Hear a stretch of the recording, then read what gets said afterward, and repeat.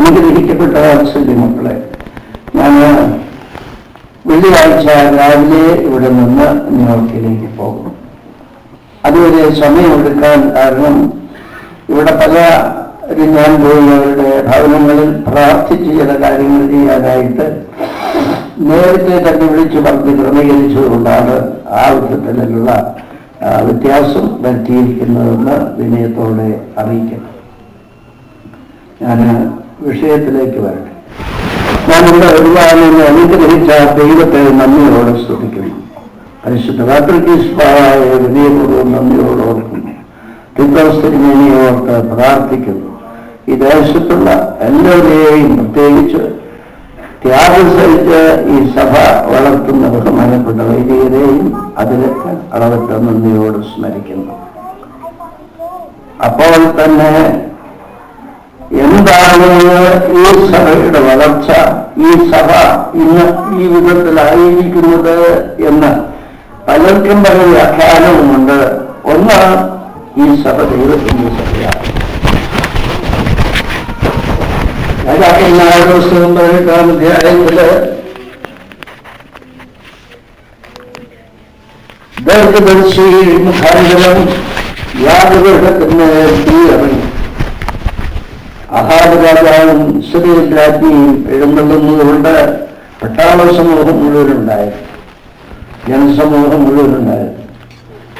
ബാലിന്റെ പ്രവാചകന്മാർ 300 പേര്, അശേര പ്രവാചകന്മാർ 400 പേര്.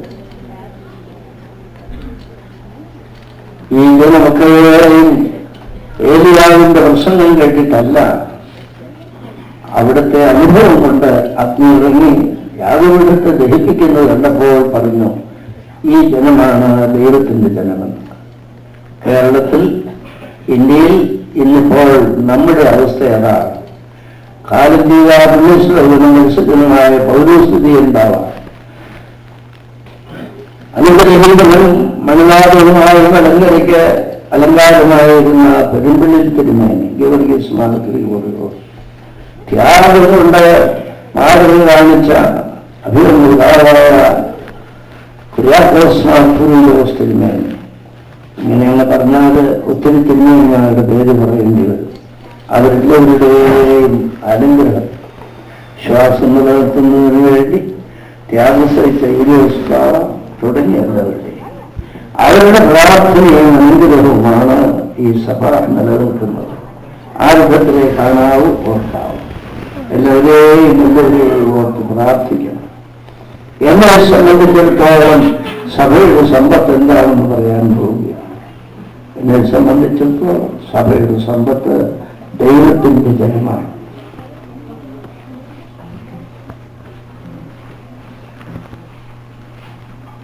അവരാണ് സഭയെ നിലനിർത്തുന്നത്. വിനയത്തോടെ ദൈവത്തെ മഹത്വപ്പെടുത്തും. ഓരോന്ന് വളരെ ചുരുങ്ങിയ വാക്കുകളിൽ അറിയിക്കട്ടെ. ഇനി എല്ലാവരും എവിടെയെങ്കിലും ഒന്ന് ഇരിക്കും. ഒന്നാം സഭ. ഇപ്പോൾ നമ്മുടെ സഭയെ സംബന്ധിച്ച് ബഹുമാനപ്പെട്ട ഗവൺമെന്റിന് മാത്രമല്ല, കോടതികൾക്ക് മാത്രമല്ല, എല്ലാ സമുദായത്തിൽപ്പെട്ടവർക്കും വലിയ പ്രശംസയാണ്, അഭിമാനമാണ്. കഴിഞ്ഞ മാസത്തിലെന്ന് തോന്നുന്നു ഞാൻ ഗൾഫിലെ ഗുജറാത്തിലെ ഷെയ്ഖിനെ കാണാനായിട്ട് പോയി. എന്നെ കൂട്ടിക്കൊണ്ടുപോയത് ബഹുമാന്യനായ കമാൻഡർ യൂസഫ് അലിയാണ്. സംസാരത്തിനിടയിൽ യൂസഫ് അലി ഷെയ്ഖിനോട് പറഞ്ഞു, പരിശുദ്ധ മുഖത്ത് നോക്കിയാൽ യേശുവിന്റെ മുഖം പോലെയിരിക്കുന്നു എന്ന്.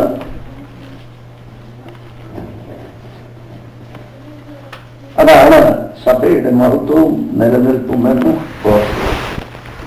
പരിശുദ്ധ പാത്രികീശ്വരയുടെ ഇത്തവണത്തെ ശ്ലൈഹിക സന്ദർശനം ഏതെങ്കിലും ഒരു ദിവസം രാത്രി, അതിനേക്കാൾ നല്ലത് ആരുടെയെങ്കിലും കയ്യിൽ CD ഉണ്ടെങ്കിൽ അത് പകർത്തിയെടുത്ത് രാത്രി കാണുകയായിരിക്കും. എന്ത് മനോഹരമാണ്.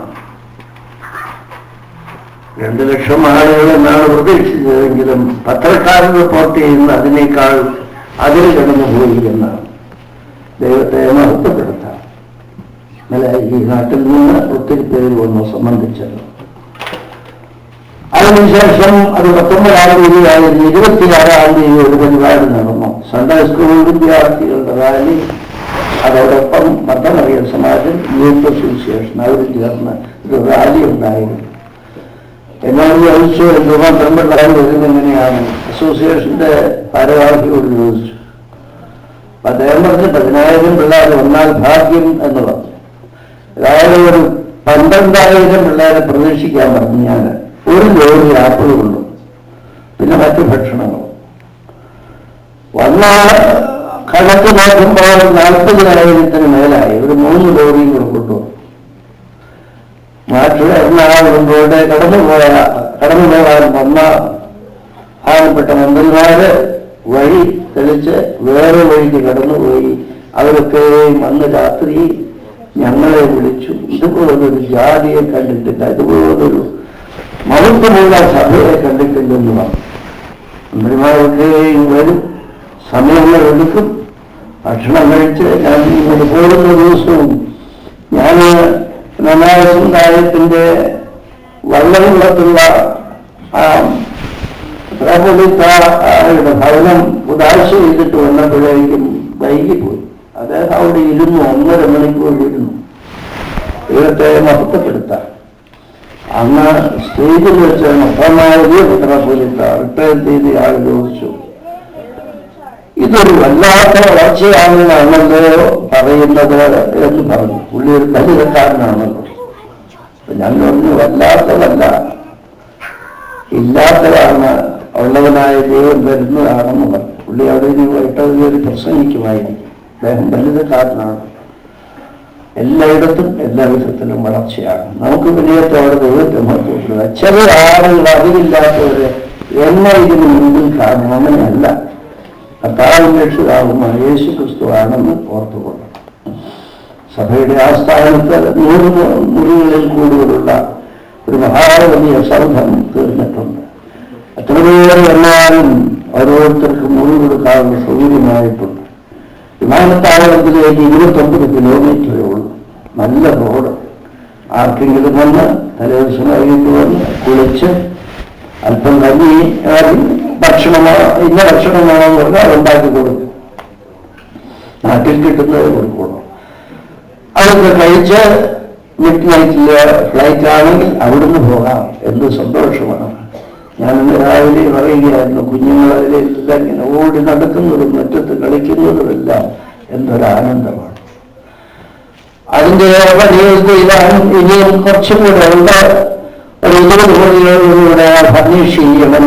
ബാക്കി 72 മുറികളാണ് ഫർണിഷ് ചെയ്തിരിക്കുന്നത്. അപ്പോൾ തന്നെ മറ്റൊരു ചെറിയ സൂത്രവും കൂടെ ഇതിനിടയ്ക്ക്, പാപമില്ലാത്ത സൂത്രം. പള്ളി തീർന്നു, പള്ളിയുടെ കുതിശ് മാത്രമേ എത്തിയിലാകുള്ളൂ. പരിശുദ്ധ പിതാവ് വിശുദ്ധ മുഴുവൻ ഉദാശമാണ്. ആ പള്ളിയുടെ തെക്കേ മുറ്റത്ത് കിഴക്കേ അറ്റത്ത് ഞാൻ സ്ഥലം വാങ്ങിച്ചു, ഒരു 70 സെന്റ്.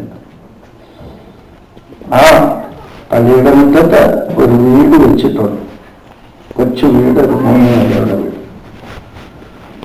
നിങ്ങൾ ആരെങ്കിലും കുടുംബമായിട്ട് വന്നാൽ അവിടെ താമസിക്കാൻ മേളിൽ കിച്ചണും സൗകര്യങ്ങളും ഒക്കെ ഉണ്ട്. AC ഉണ്ട്, എല്ലാം ഉണ്ട്. ഇപ്പൊ ആൾക്ക് തോന്നുന്നത് ഇതെന്തിനാണോ, പെൻഷൻ പറ്റിയാലേ റിട്ടയർ ചെയ്താൽ വല്ലവരുടെ ഒന്നും തള്ളൊക്കെ കൊള്ളാതിരിക്കാൻ വേണ്ടി നേരത്തെ ശരിയാക്കിയിട്ടതാണ്. ഇനി ഏതായാലും പുത്തൻകുരിശ് വിട്ടു പോകുന്നില്ല എന്ന് തീരുമാനിച്ചു. ഇതെല്ലാം എങ്ങനെ ഉണ്ടായി എന്ന് ചോദിച്ചാൽ, ഞാൻ കഥോലിക്കാരായ നാൾ മുതൽ എവിടെ യാത്ര ചെയ്തിട്ട് വന്നോ, കേരളം വിട്ട് ദേശയാത്ര ചെയ്തിട്ട് വന്നോ, പിറ്റേ ദിവസം സമുദായ സെക്രട്ടറിയെ വിളിക്കും. എൻ്റെ കൂടെ പോകുന്ന പണം കൈകാര്യം ചെയ്യുന്ന ആളോട് ആ പണം സെക്രട്ടറി ഏൽപ്പിക്കാൻ പറയും. എല്ലാം അത് തന്നെയാണ് ചെയ്തു വരുന്നത്. ഞാൻ പണം സൂക്ഷിക്കാറില്ല. എനിക്ക് പക്ഷേ ഒന്നിനും കുറവില്ല. വർഷങ്ങൾ നടന്നുപോയി. ഇവിടെ ഒരു ഫാമിലി കോൺഫറൻസ് നടന്നത് ഏത് വർഷമാണെന്ന് പറയാമോ? 99-ലാണോ? അതെ, ഞാനുണ്ടായിരുന്നു, പരിപാടിയിലുണ്ടായിരുന്നു, വേറൊരു ഫാമിലി ഉണ്ടായിരുന്നു.